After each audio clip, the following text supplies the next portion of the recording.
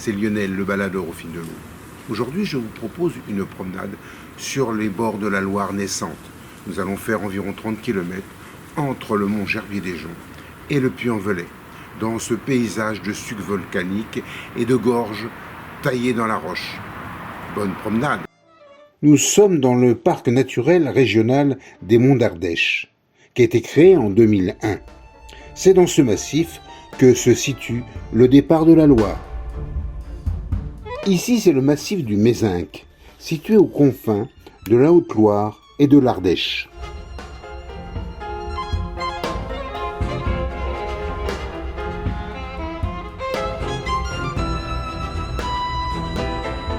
Notre parcours, partant du mont Gerbier-des-Joncs, suivra la Loire qui se fraye un chemin entre les sucs volcaniques.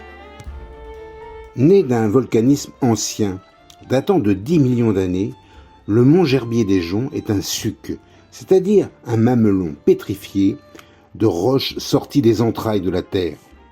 On accède au sommet par un chemin très escarpé, pentu, où des aménagements permettent à tous de grimper.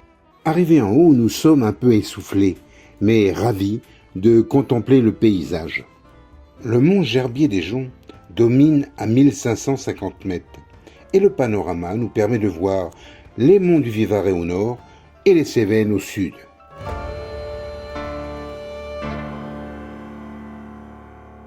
La descente est aussi compliquée que la montée, mais c'est tout de même un bonheur, par beau temps, d'avoir pu contempler ce paysage. La source géographique de la Loire se situe au pied du mont, dans une ferme devenue une auberge. Elle marque le début du fleuve, situé à Sainte-Eulalie, commune où se trouve le mont. Une borne à Sainte-Eulalie marque le début du fleuve. Les polémistes locaux parlent de 3 sources, une dite géographique, une autre encore dite authentique, et enfin une véritable. Cherchez la bonne, de ce filet d'eau par un fleuve qui va traverser la France sur 1020 km. Dans les prairies au pied du mont sortent plusieurs résurgences. Elles créent de petits ruisseaux. Ils sont ensuite captés et regroupés dans un ruisseau plus important.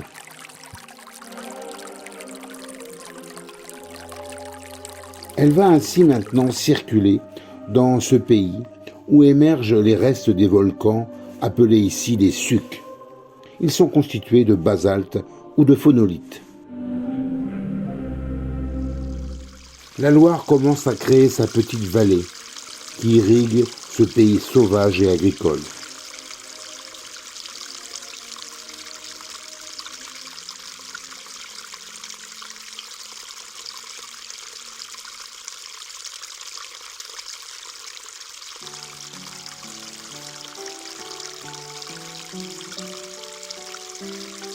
La départementale 116 la traverse et va serpenter près d'elle quelque temps.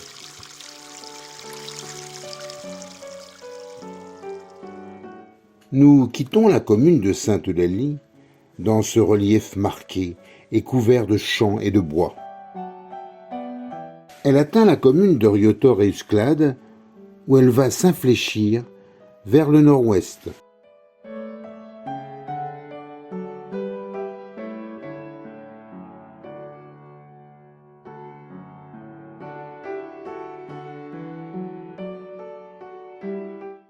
Riotor veut dire ruisseau tordu.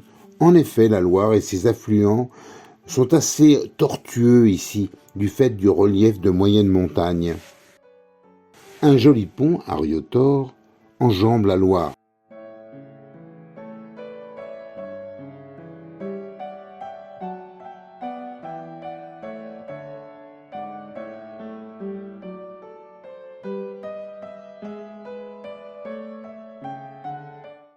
Puis vient la retenue de la Palisse.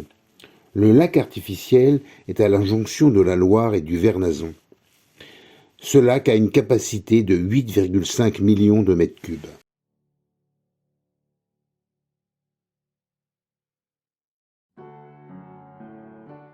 Les eaux du Haut-Vivarais sont retenues dans 3 lacs, ceux de la Palisse, du Gage et d'Issarlès. Ces eaux sont ensuite dirigées vers une usine électrique à Montpezat pour produire de l'énergie. Nous franchissons un pont suspendu datant de 1964, construit après la destruction de l'ancien pont, fragilisé par l'eau.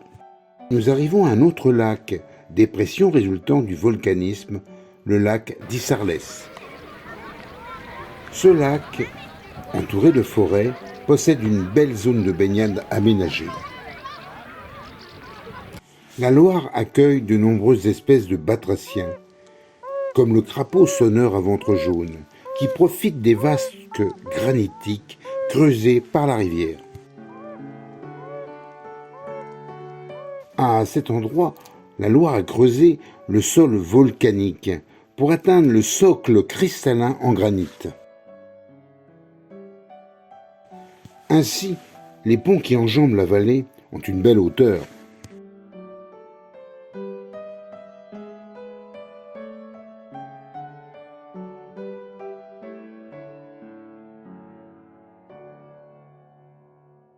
Nous passons à Lafare. Ici, le paysage est tourmenté, car de nombreux ruisseaux descendant des anciens volcans apportent avec vigueur leur eau à la Loire.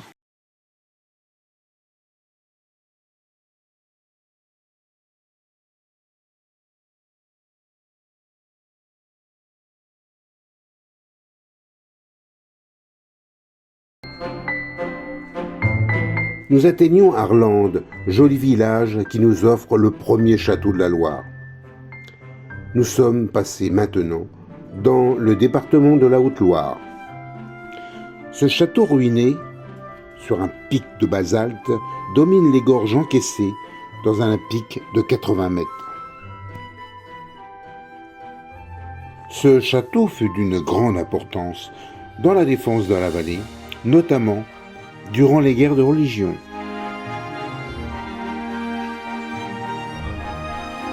Ce village, situé sur un verrou, sur la vallée de la Loire, fut autant un site religieux que militaire.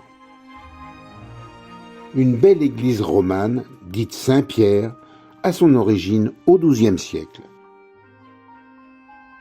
Elle possède un joli clocher peigne que l'on voit de loin. Redescendant au bord de l'eau, on peut apercevoir le château se mélangeant à la roche, donnant l'impression de voir un orgue naturel. Ici, c'est un peu le paradis des pêcheurs qui y trouvent de nombreux poissons comme la truite ou l'ombre. Ici file, enserré dans les éboulis basaltiques issus du volcanisme de l'ère tertiaire.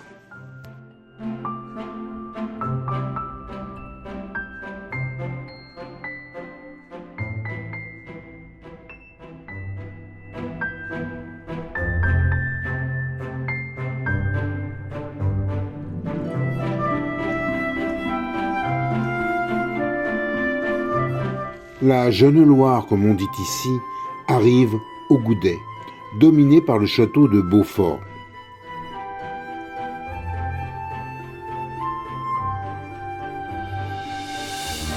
Ce château fort date de l'an 1200. Lui aussi est une sentinelle vers les 4 vallées avoisinantes.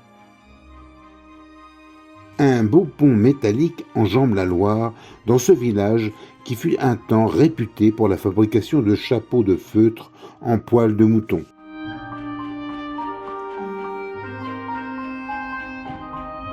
À proximité, nous passons au lac du Bouchet, reste d'un volcan qui fut actif il y a 300 000 ans.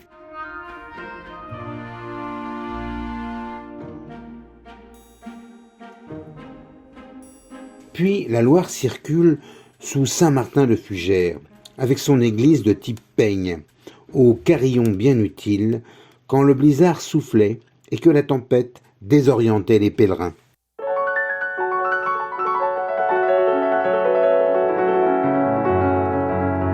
Notre itinéraire continue vers le nord, en direction du village de Chadron.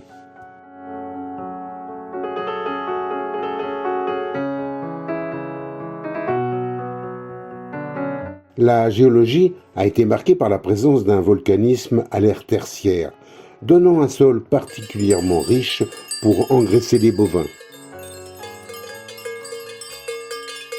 Les pâturages de la moyenne montagne sont égayés par les clarines des troupeaux.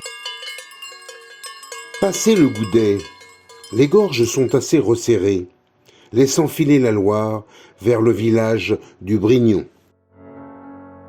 Une petite rivière se jette du plateau, c'est la Beaume.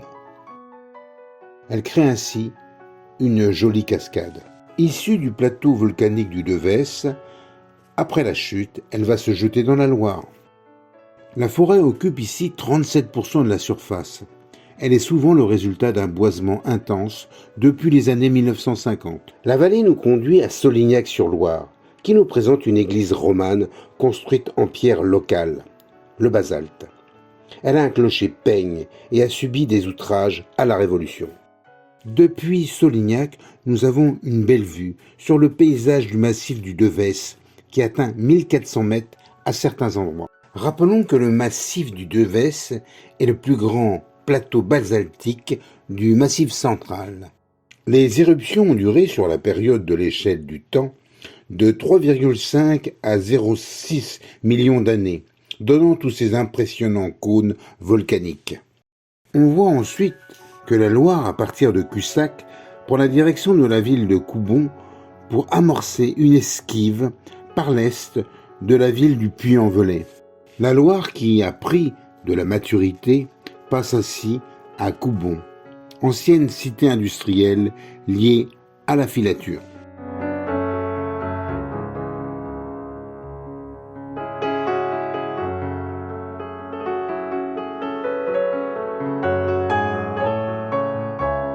Direction nord-est, on aperçoit une des forteresses les plus emblématiques du Velay, la Vigie du Puy face au Vivarais. C'est la forteresse de Bouzolles, datant du XIe siècle. La rivière s'étale un peu en arrivant vers Brive-Charensac, ville de l'unité urbaine du Puy-en-Velay. Brive-Charensac possède 4 ponts sur la Loire. Ici, le vieux pont, dont il reste 2 arches. La présence de ces ponts atteste que la Loire devient large, puissante, avec un bon débit régulier. Un pont plus récent, datant du XVIe siècle, le pont Galard, dessert les 2 rives du centre-ville. Le pont le plus ancien est le pont de la Chartreuse. Il date du XVe siècle. Il se situe sur un axe entre Lyon et le Puy. Il est devenu passerelle piétonne. Puis il nous reste à rejoindre à proximité le Puy-en-Velay, ville exceptionnelle par son relief et ses monuments. En montant sur la statue de Notre-Dame de France, un des points les plus hauts de la ville, on a une intéressante vue sur les toits de la cathédrale.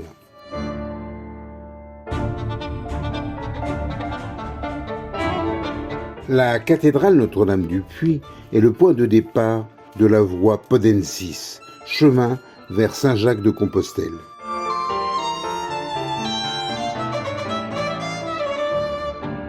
À l'est, on a la vue sur le massif du Mégoal, dont le point culminant est à 1436 mètres.